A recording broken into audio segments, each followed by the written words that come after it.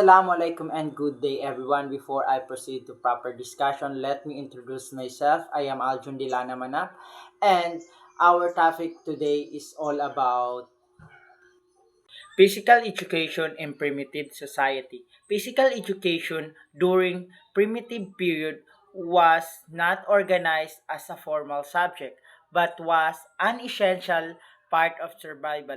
Basically, yung mga primitive man o yung mga sinaunang tao, gumagalaw sila according kung ano ang kasiyahan nila, pangangailangan at kung ano ang kailangan nila para sila ay mabuhay. Paraan para sila ay mabuhay is yung pangangaso ng hayop sa gubat at pangingisda sa ilog. Minsan pumapatay sila para maprotektahan ang kanilang sarili sa mga mapaganib na bagay o kaaway.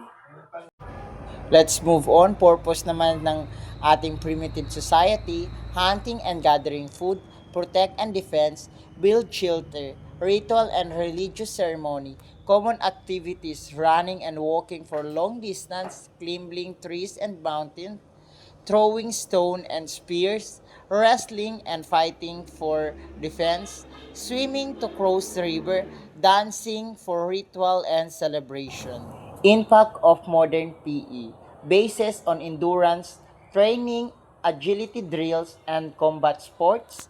Second is influence on cultural dance and fitness routines.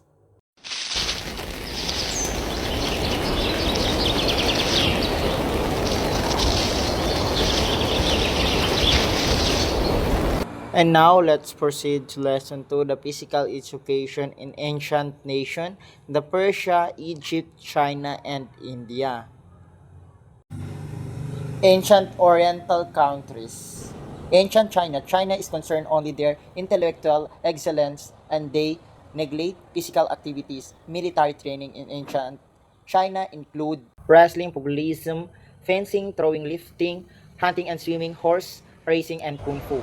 Ancient India, physical education is strongly influenced by their religious belief.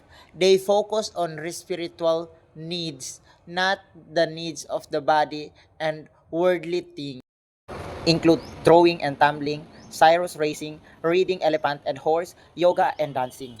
Egyptian youth were reared in a manner involving much physical activity. As young boys, they were instructed in the use of various weapons of war such as ang tao sa Egyptian is tinuturuan ng manner involving physical activities at yung mga bata dito is tinuturuan din paano gumamit ng mga weapons para sa war.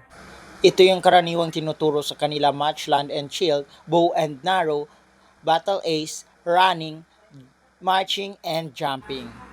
Persia, main object was building an empire through military aggression. A strongly army Persia army meet a healthy and physical fit army. Ang main object ng Persia ay mag-build ng empire through military aggression. Para sa kanila, ang strong na Persia army ay healthy and physical fit army. Ito yung karaniwang ginagawa: running, shilling, shooting a bow, throwing a javelin, riding and hunting, and the last one is marching. Overall, the primitive society and ancient nation are not the same, but they are connected in the development of human civilization. Sana marami kayong natutunan tungkol sa primitive society and ancient nation. Yun lang po at maraming salamat. Bye-bye!